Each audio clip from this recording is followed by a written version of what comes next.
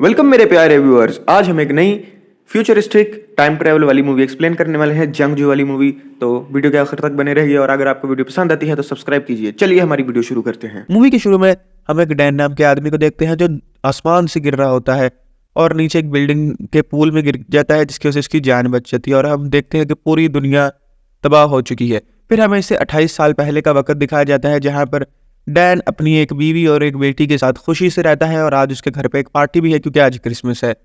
जब वो लोग सब इकट्ठे बैठकर फुटबॉल का मैच देख रहे होते हैं, तभी अचानक से एक बिजली खड़कती है और एक अजीब से पोर्टल में से काफी सारे सिपाही वहां पर आ जाते हैं। वो वहां पर आकर उन्हें बताते हैं वो लोग फ्यूचर से आए हैं और उन्हें उन लोगों की मदद चाहिए। जिसके बाद गवर्नमेंट अपने सिपाहियों को फ्यूचर में एलियन से लड़ने के लिए भेजना शुरू कर देती है, मगर उनमें से ज्यादातर मारे जाते हैं। जिसके बाद हम वापस डैन को देखते हैं जो कि स्कूल में बच्चों को बायोलॉजी पढ़ा रहा है और उनको बता रहा है कि साइंस सीखो, साइंस बहुत जरूरी है, इसी के जरिए आप लोग साइंटिस्ट बनोगे और इंसानियत को एलियन से बचा सकते हो। मगर तभी अचानक से उसके मोबाइल पर भी एक मैसेज आता है और पता चलता है कि उसे भी जंप के लिए सिलेक्ट कर लिया गया है। जिसके बाद वो आर्मी ऑफिस जाता है और वहां पर सिपाही उसका हाथ एक मशीन में डालकर उसके ऊपर एक बैंड लगा देते हैं और उसे 24 घंटे देते हैं ट्रेनिंग के लिए, रिपोर्ट करने के लिए। जिसके बाद वो वापस अपनी बीवी से मिलने जाता है जो कि उन लोगों से बात कर रही थी जो फ्यूचर से जिंदा बचकर वापस आ गए थे। मगर जब वो अपने हस्बैंड के हाथ में ये टैग देखती है तो वो बहुत डर जाती है। इसके बाद वो सब कहते हैं कि हम लोग यहाँ से भाग जाएंगे। फिर डैन उस बैंड को रिमूव करवाने के लिए अपने बाप से मिलने जाता है, मगर उन दोनों की आपस में नहीं बनती थी, जिसकी वजह से उन दोनों की बहस हो जाती है और बगैर बैंड रिमूव करवाए ही वो वापस आ जाता है और फैसला करता है कि वो जंप करेगा और वो ट्रेनिंग एरिया में चला जाता है, जहाँ पर वो एक चार्ली नाम के आदमी से भी मिलता है।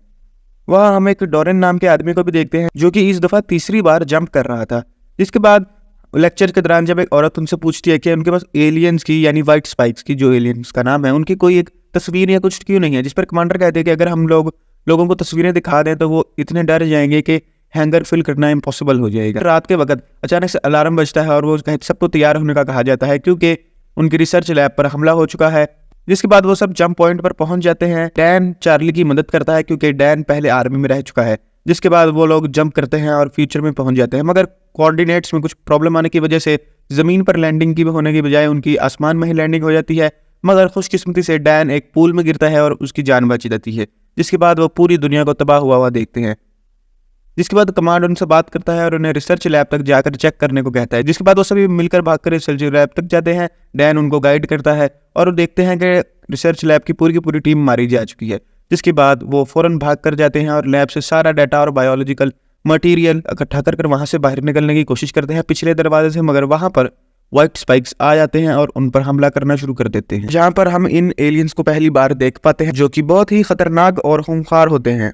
हाल इतनी ज्यादा सख्त होती है कि गोलियों से उनको तकरीबन कोई फर्क ही नहीं पड़ रहा होता, मगर फिर भी वो किसी ना किसी तरह बिल्डिंग से बाहर निकल ही आते हैं। जब रेस्क्यू टीम वहां उन्हें बचाने पहुंचती है तभी व्हाइट स्पाइक्स उस रेस्क्यू टीम पर भी हमला कर देते हैं और उन्हें खाना शुरू कर देते हैं। जबकि डैन और बाकी दूसरी तरफ भागना शुरू कर देते हैं, लेकिन तभी बमबारी भी शुरू हो जाती है जिसमें उनमें से कई लोग मारे जाते हैं, मगर डैन और चार्ली उस जोन से बाहर निकल जाते हैं और बच जाते हैं। बाद में वो लोग जाकर डोरेन से भी मिलते हैं जिसकी पूरी की पूरी टीम मारी गई थी। वो उन्हें बताता है कि उसे कैंसर है और अगले 6 महीने में मर जाएगा, तो इसने फैसला किया कि वो अपनी जिंदगी वैसे ही जिएगा जैसे जीना चाहता है, इसीलिए तो वो यहाँ पर आया है। डैन को कर्नल से मिलने के लिए बुलाया जाता है और हमें पता चलता है कि कर्नल और कोई नहीं, डैन की बेटी म्यूरी ही है जो कि इस पूरी फोर्स की लीडर भी है।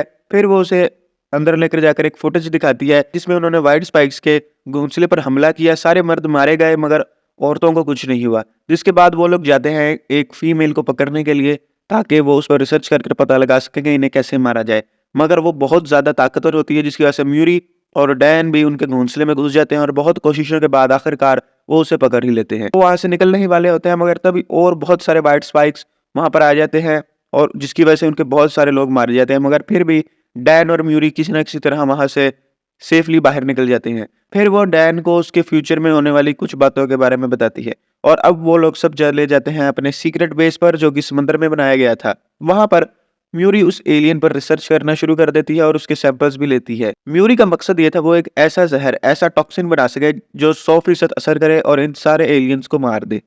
जिसके बाद वो पूरी रात काम करती है और आखिरकार सुबह तक उसके पास एक 100% काम करने वाला टॉक्सिन तैयार हो जाता है। इसके बाद वो डैन को वहां पर बुलाती है और उसे बताती है कि उसने उसे यहाँ क्यों बुलाया। असल में वो चाहती थी कि डैन इसको वापस पास्ट में लेकर जाए, क्योंकि वहां पर उनके पास सारी रिसोर्सेज हैं जिसके जरिए वो इस जहर को बना सकते हैं और इस जंग को शुरू होने से पहले ही रोक सकते हैं। डैन भी इस पर मान जाता है, मगर कहता है कि मैं तुम्हें बचाने के लिए वापस जरूर आऊंगा। मगर तभी एक व्हाइट स्पाइक्स की पूरी आर्मी उनके बेस पर हमला कर देती है और अंदर घुसना शुरू हो जाती है। डैन और म्यूरी फौरन हेलीकॉप्टर की तरफ भागना शुरू कर देते हैं। वो लोग साथ ही जंप लिंक को भी एक्टिवेट कर देते हैं ताकि सभी को वापस पास्ट में भेजा जा सके, जबकि दूसरे व्हाइट स्पाइक्स उस पकड़ी गई व्हाइट स्पाइक को भी बचा लेते हैं। डैन और म्यूरी इंजन एरिया के जरिए होते हुए जा रहे थे, क्योंकि हर जगह पर व्हाइट स्पाइक्स घुस चुके थे। मगर तभी वही फीमेल व्हाइट स्पाइक म्यूरी पर अटैक करा देती है। डैन म्यूरी को अपने साथ लेकर जाना चाहता था, मगर वो बहुत ज्यादा जख्मी हो चुकी थी, जिसकी वजह से वो टॉक्सिन डैन को दे देती है और उसे कहती है कि किसी भी हाल में इस जंग को कभी शुरू मत होने देना। जिसके बाद वो पूरी बिल्डिंग गिर पड़ती है। जंपलिंग की वजह से डैन की फौरन पास्ट में जंप हो जाती है और वो टॉक्सिन के साथ वापस वहां पर पहुंच जाता है। मगर अब कोई भी वापस नहीं जा सकता था, क्योंकि जंप लिंक तबाह हो चुका था। जिसके बाद डैन की बीवी उसे उसके घर लेकर जाती है, जहां पर वो अपनी बेटी से भी मिलता है। रात के वक्त वो बैठकर इस सब के बारे में अपनी बीवी को भी बताता है और फैसला करता है कि वो इस बारे में जरूर कुछ करेगा ताकि वो अपनी बेटी को बचा सके। अगले दिन वो बार में डोरिन से मिलता है, जिसके पास सबसे शुरू में मारे गए व्हाइट स्पाइक्स में से एक का पंजा था, जो वो हर वक्त अपने गले में पहने रखता है। वो इसे चार्ली के पास लेकर जाते हैं, जो इसको चेक करने पर इसके अंदर ज्वालामुखी की राख मिलती है। फिर वो डैन के एक स्टूडेंट जो वोल्केनोस पर बहुत ज्यादा रिसर्च करने में शौक रखता है, उसके पास जाते हैं और इससे उस बारे में पूछते हैं। वो बताता है कि बहुत अरसे पहले एक वोल्केनो हजारों न्यूक्लियर बॉम्ब्स की ताकत से फटा था, जिसकी राख आधी दुनिया पर फैल गई थी। आज भी वो राख बहुत नीचे कहीं दबी होगी। और उन्हें लैपटॉप पर साइंस दिखाता है कि साइंसदानों को 400 मीटर गहराई खोदने पर ये राख मिली भी है। ये उतनी ही है जितनी इतनी उस ज्वालामुखी के फटने से अब तक बर्फ पड़ी है। फिर उन्हें समझ आती है कि ये एलियन तो हर वक्त यही थे, बस बर्फ पिघलने की वजह से लोग जाग गए और उन्होंने हम पर हमला कर दिया। वो गवर्नमेंट से मदद मांगते हैं कि फौरन उन्हें रशिया भेजा जाए, मगर फौरन ही उन्हें मना कर दिया जाता है। जिसके बाद वो ये काम भी खुद ही करने का फैसला करते हैं। फिर फाइनली डैन अपने डैड के पास जाकर उसकी मदद मांगता है, क्योंकि वो एक पायलट भी था और उसके पास एक प्लेन भी था। फिर बाद में कमांडर भी उन्हें ज्वाइन कर लेती है और वो सब लोग रशिया के ठंडे इलाके में चले जाते हैं और एक आइस क्यूब के ऊपर सबूत ढूंढने के लिए चल पड़ते हैं। तभी अचानक से उनके कंपास खराब हो जाते हैं। उन्हें ये बात बहुत अजीब लगती है, क्योंकि ऐसा चार्ज तो जमीन पर होता है, मगर ये लोग तो बर्फ पर हैं। जिसके बाद कमांडर वहां पर एक छोटा सा धमाका करती है और सामने एक दरार खुल जाती है। वो लोग उस दरार के अंदर जाते हैं और नीचे उन लोगों को व्हाइट स्पाइस का क्रैश हुआ एलियन शिप मिल जाता है। वो लोग उस शिप के अंदर एक छोटा सा सुराख करके शिप के अंदर घुस जाते हैं, जहां पर उन्हें कुछ और एलियंस भी नजर आते हैं। मतलब कि ये शिप जानबूझकर यहाँ नहीं आया, ये यहाँ पर क्रैश हुआ था। जिसके बाद आगे जाकर उन लोगों को व्हाइट स्पाइक्स भी नजर आते हैं। वो फौरन म्यूरी का बनाया हुआ जहर उनके अंदर डालना शुरू कर देते हैं, जिसके लगते ही फौरन व्हाइट स्पाइक्स भी मरना शुरू हो जाते हैं। मगर उसी वक्त बाकी सभी व्हाइट स्पाइक्स भी हिलना शुरू कर देते हैं और बाहर निकल आते हैं।